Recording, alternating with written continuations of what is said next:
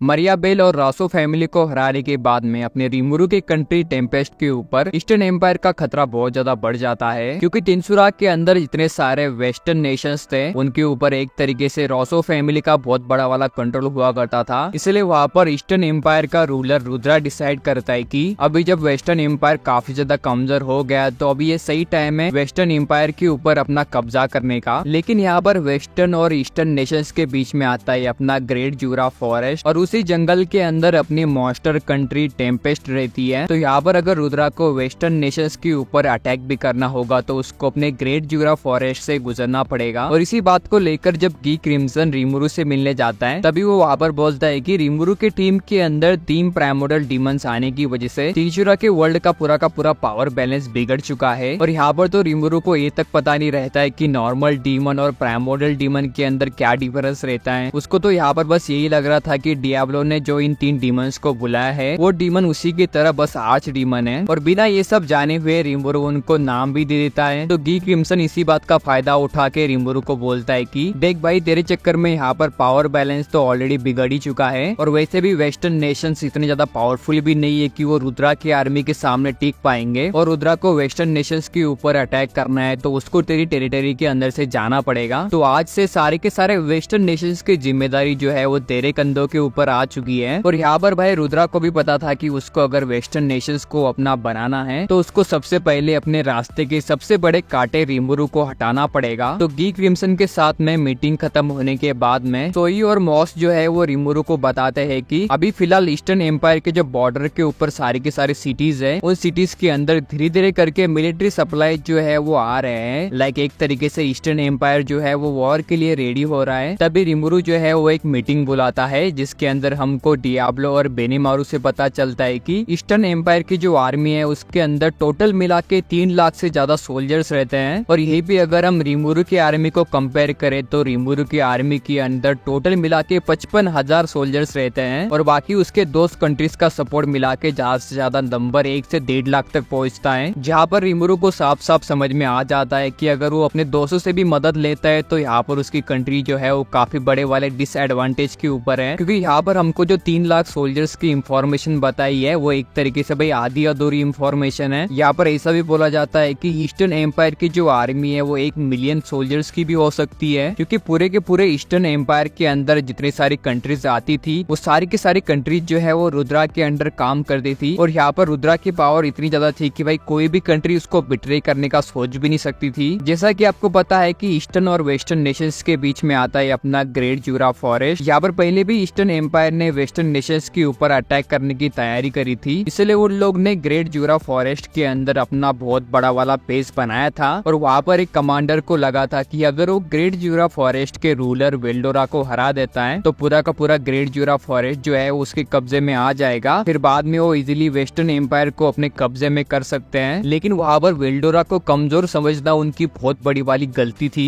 क्योंकि वेल्डोरा ने भाई उनके पूरे के पूरे बेस को जला दिया था और सारे के सारे सोल्जर्स को राख में मिटा दिया था। और वेल्डोरा के इस अटैक के बाद में ईस्टर्न एम्पायर जो है वो काफी ज्यादा कमजोर हो गया था और कुछ टाइम के लिए भाई अंडरग्राउंड चला गया था। और 350 साल बाद एक बार फिर से ईस्टर्न एम्पायर जो है वो अपनी आर्मी को बढ़ा करके वेस्टर्न नेशंस के ऊपर अटैक करने वापस आ चुका है। और ईस्टर्न एम्पायर को इतना ज्यादा स्ट्रॉन्ग बनाने के पीछे एक बंदे का बहुत बड़ा वाला रोल था जो कि था गैद्रा। गैद्रा जो था वो काफी ज्यादा पावरफुल मेज था जो कि अपने यूनिक स्किल रिइंकार्नेशन का यूज करके हजारों सालों से जिंदा रह रहा था। और गैद्रा इतने सालों से जिंदा रह रहा था इसलिए उसके पास में हर टाइप की नॉलेज थी, और इसी नॉलेज का यूज करके उसने अलग अलग वर्ल्ड से बहुत सारे लोगों को ईस्टर्न एम्पायर के अंदर समन करा था। और यहाँ पर गैद्रा का इतना बड़ा वाला इन्फ्लुएंस था कि जो लोग बाहर के वर्ल्ड से रिइंकार्नेट हुए हैं या बाहर के वर्ल्ड से किसी को समन कराया गया है, ऐसे लोगों को भाई ईस्टर्न एम्पायर के अंदर स्पेशल ट्रीटमेंट मिलती थी। लाइक ईस्टर्न नेशन यहाँ पर इतना ज्यादा पावरफुल था कि उसने साइंस और मैजिक का यूज करके उनकी आर्मी के अंदर अलग अलग डिविजन्स बना के रखी थी, जिसके अंदर सबसे पहले थी आर्मर डिवीजन। आर्मर डिवीजन के अंदर हमको अलग अलग टाइप के मेका सोल्जर्स देखने को मिलते हैं। लाइक यहाँ पर आप समझ सकते हो कि भाई मैजिक वाले दुनिया के अंदर इन लोग ने भाई एक टाइप से बहुत बड़े वाले रोबोट्स बना के रखे जो कि भाई हमको ईस्टर्न एम्पायर के टेक्नोलॉजिकल पावर्स को दिखाता है, जिसके अंदर मैजिक टैंक्स, एयरशिप्स और मेका सोल्जर्स रहते हैं। और दूसरी रहती है मैजिक बीस्ट डिवीजन जिसके अंदर हमको अलग अलग टाइप के मैजिकल बीस्ट देखने को मिलते हैं। और ये जो मैजिकल मैजिकल बीस्ट रहते हैं वो तिनसुरा के वर्ल्ड के अंदर से नहीं रहते हैं। इन लोग ने यहाँ पर भाई अलग अलग वर्ल्ड से इन सारे मैजिकल बीस्ट को पकड़ के लाया रहता है। तीसरी और लास्ट डिवीजन रहती है कंपोजिट डिवीजन, जिसके अंदर अलग अलग मैकेनिकल बीस्ट साथ ही अलग अलग वर्ल्ड से समन करे हुए लोग जिनकी की मैजिकल कैपेसिटी काफी ज्यादा हाई रहती है, जिसकी वजह से इस वाले डिवीजन के अंदर जो अदर वर्ल्ड के लोग रहते हैं उनके पास में अलग अलग टाइप की यूनिक स्किल्स रहती है। और इन सभी के ऊपर रहते हैं 100 इंपीरियल गार्डियंस जो कि भाई 1 से लेकर 100 की रैंकिंग में रहते हैं। लाइक यहाँ पर जिसकी रैंक भाई 1 से लेकर 10 तक रहेगी वो सबसे ज्यादा स्ट्रॉन्ग बंदे रहेंगे। और अगर आपको इन 100 इंपीरियल गार्डियंस में से एक होना है तो आपको भाई अलग अलग बैटल्स के अंदर जीतना पड़ेगा या आपको इन 100 बंदों में से एक को हराना पड़ेगा, तभी आप उनकी पोजीशन ले सकते हो। लेकिन यहाँ पर एक ऐसा बंदा था जो कि 1 साल के अंदर ही एक इंपीरियल गार्डियन बन गया था, जो कि और कोई नहीं अपना गिल्ड मास्टर यूकी था। गी क्रिम्सन के साथ में फाइट होने के बाद में यूकी जो है वो मरते मरते बचता है और उस वाले फाइट के अंदर उसको पता चलता है कि अगर उसको अपने वर्ल्ड को कॉन्कर करने वाले प्लान को पूरा करना है तो उसको यहाँ पर बहुत ज्यादा पावरफुल होना पड़ेगा। लेकिन जब वो गी क्रिम्सन के साथ में फाइट कर रहा होता है तब वो अपने आप को काफी ज्यादा कमजोर समझता है और जब वो मरने की कगार पे होता है तो उसके अंदर से एक आवाज आती है और ये जो आवाज रहती है वो यूकी को बोलती है कि अगर मैं जैसा कहूँ अगर वैसा तुम करोगे तो मैं तुमको काफी ज्यादा पावरफुल बना दूंगी। और ये जो आवाज है वो एक यूनिक स्किल ग्रिड की होती है जो कि यूकी ने मरियाबेल से छीनी हुई होती है। उस वाले फाइट के अंदर यूकी जो है वो मरने की कगार पे था, फिर भी भाई उसने उस वाली स्किल की बात तक नहीं सुनी। अगर वहाँ पर यूकी ग्रिड की बात सुन लेता तो वो वाली स्किल जो है वो यूकी के ऊपर हावी हो जाती। लेकिन वहाँ पर यूकी उस वाले स्किल को रिजेक्ट करके जैसे जैसे भाई गी क्रिम्सन से बच के भाग पाता है। लेकिन जब वो एक सेफ जगह पे जाता है वहाँ पर वो सोचता है कि अगर उसके पास में पावर ही नहीं रहेगी तो भाई वो अपने दोस्तों को भी प्रोटेक्ट नहीं कर पाएगा और यहाँ पर बिना पावर के वर्ल्ड को कॉन्कर करने का सपना तो छोड़ ही दो। यूकी ये सारी बातें सोच ही रहा होता है कि वो जो यूनिक स्किल है ग्रिड वो वहाँ पर यूकी के पावरफुल बनने के डिजायर को समझ जाती है और वो वहाँ पर एक बार फिर से यूकी को बोलती है कि अगर तू यहाँ पर मुझे एक्सेप्ट कर लेता है तो जितने सारे तेरे डिजायर है वो सारे के सारे मैं पूरा कर दूंगी। वहाँ पर यूकी अपने आंखों को बंद करता है और सीधा उस वाले स्किल के आगे जाके खड़ा हो जाता है। वहाँ पर यूकी का प्लान रहता है कि वो ना कि बस उन वाली पावर्स को एक्सेप्ट करेगा बल्कि वहाँ पर उसका मेन प्लान था कि वो ग्रिड की पूरी स्ट्रेंथ को ही अपना बना लेगा। लाइक यहाँ पर ग्रिड उस वाले बंदे को पावर के सपने दिखा रही थी जिसके एम्बिशन और वर्ल्ड को कॉन्कर करने की ग्रिड जो है वो उस वाले स्किल के ग्रिड को सरपास कर रहे थे। लाइक यहाँ पर यूकी जो है वो एक यूनिक स्किल ग्रिड से ज्यादा ग्रीडी था। यहाँ पर यूकी इतना ज्यादा लालची था कि उसने उस वाले यूनिक स्किल ग्रिड को इवॉल्व करने के लिए मजबूर कर दिया और वही पर यूकी की जो यूनिक स्किल है ग्रिड वो एक अल्टीमेट स्किल के अंदर इवॉल्व हो जाती है जहाँ पर उसका नाम रहता है लॉर्ड ऑफ ग्रिड मेमोन। और उसके बाद में यूकी जो है वो अपने अल्टीमेट स्किल का यूज करके 1 साल के अंदर ही कंपोजिट डिवीजन का कमांडर बन जाता है। यहाँ पर ईस्टर्न एम्पायर का एक कमांडर बनना ये तो भाई यूकी के प्लान की पहली स्टेप थी। यहाँ पर एक कमांडर होने की वजह से यूकी को एम्पायर के बारे में सारी की सारी चीजें पता चल गई थी और एम्पायर के बारे में सब कुछ जानने के बाद में यूकी जान चुका था कि जब ईस्टर्न एम्पायर वेस्टर्न नेशंस के ऊपर अटैक कर रहा होगा उस टाइम ईस्टर्न नेशंस का जो फोकस है वो पूरा का पूरा वॉर के ऊपर रहेगा और इसी के चलते एम्पायर का जो डिफेंस रहेगा वो काफी ज्यादा कमजोर हो चुका रहेगा। और यूकी ऐसे एक मौके की तलाश में रहता है कि जब ईस्टर्न नेशन और वेस्टर्न नेशंस के बीच में फाइट हो रही होगी तब वो मौके का फायदा उठा के ईस्टर्न एम्पायर के ऊपर अपना कब्जा कर लेगा। अगर यूकी का ये वाला प्लान काम कर जाता है तो वो अपने वर्ल्ड को कॉन्कर करने के सपने के काफी ज्यादा क्लोज पहुंच जाएगा।